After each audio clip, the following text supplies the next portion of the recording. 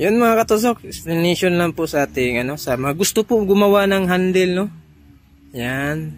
So para hindi kayo masugatan sa lakas ng impact, lalo na pag mahaba 150 cm. So yung style ko kasi dati, yung nagtry ako, yan, sobrang punit yung dito ko kasi tatlong 16 mm, sa tatlong 16 mm, tapos hindi ko ginaganito ko kasi dati yung kanto niya.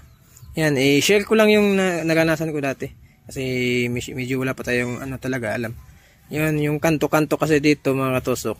Ganyan, sobrang lakas talaga yan. Diba, atras yan. Yan, sobrang lakas, napunit yung dito ko. Yung wala na natin yung piklat niya. Yan, sobrang lakas na punit. Kasi dito kasi masakit.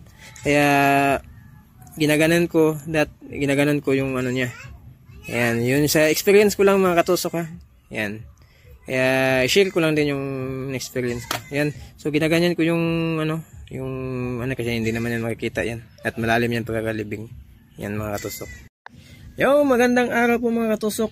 So ayan, magpo-epoxy po tayo mga katusok. Yan, malalim na po yan.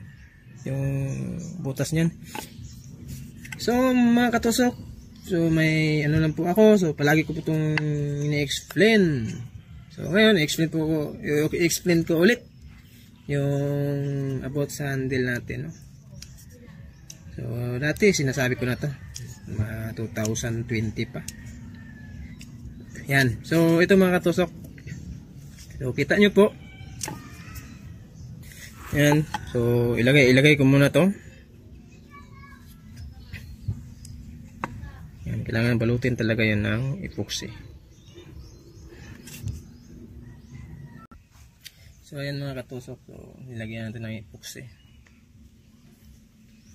So okay lang yun, nakaganon yung epoxy mga katusok, kasi bukod sa malalim yung pagkalibing niya, tapos may epoxy at tapos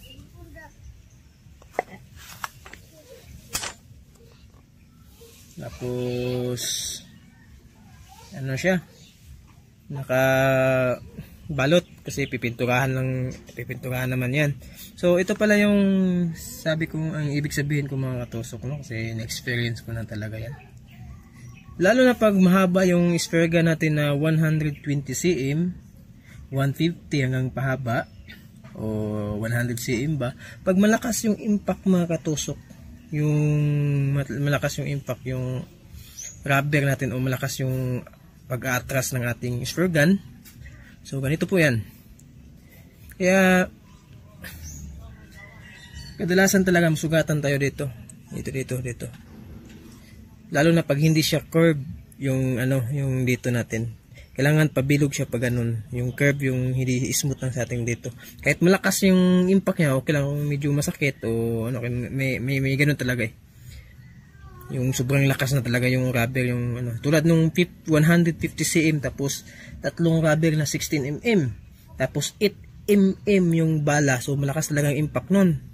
Tapos parang dito nababanat yung dito ko, so buti na lang pag ganito siya. Pero kung medyo matalas yung dito niya, ang kanto, talagang mapupunit yung dito mo. Kasi na-try ko yan dati nung before, nung hindi pa talaga ako ng mga about nito, nung hindi ko pa pinag-aralan yung dito niya. Kasi tuwing namamana talaga ako pag araw, laging sugatan yung dito ko, at parang nababanat sa lakas ng impact. Kaya ginaganito ko yung niya. Yan, ganun niya. So pa-curve siya, yan. So at pabilog yung dito niya, para hindi siya masakit dito. Kasi dito talaga yan masakit pag panay-tira ka, tapos mahaba yung gamit mo, tapos hindi masyado hindi siya smooth dito banda, talaga masakit. Ganun.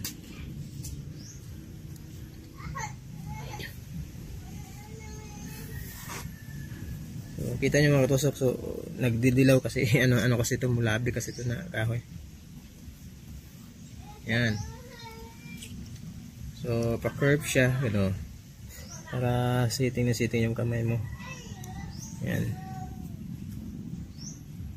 Ganun.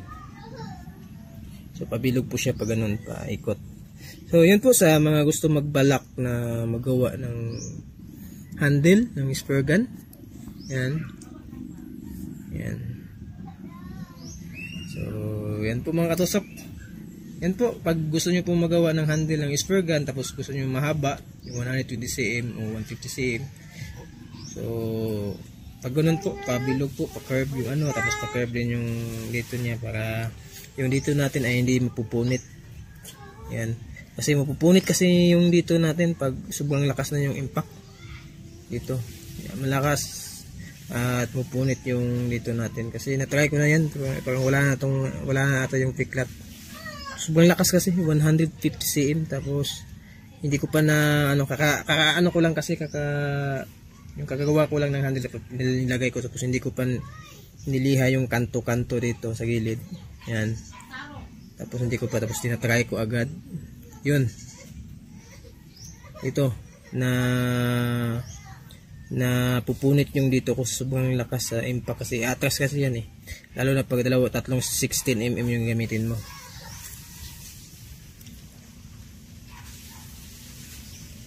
Sino bang naka-experience nun mga katusok? Yung napupunit yung dito sa sobrang lakas ng ano kasi yung dito hindi masyado na ano natin kasi tayo lang gumagawa, di ba?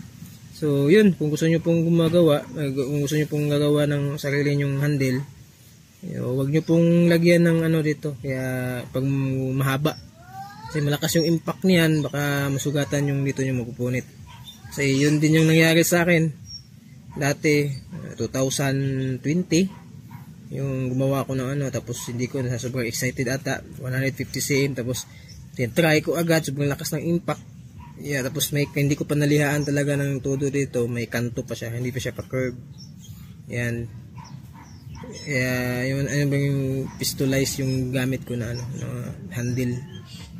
Yan. Ngayon, ginaganon nila lahat ng mga gawa ko. May ginaganyan. At yung ito, okay na to kasi mapinturahan naman to. So, yun mga katusok. Maraming salamat po sa panonood.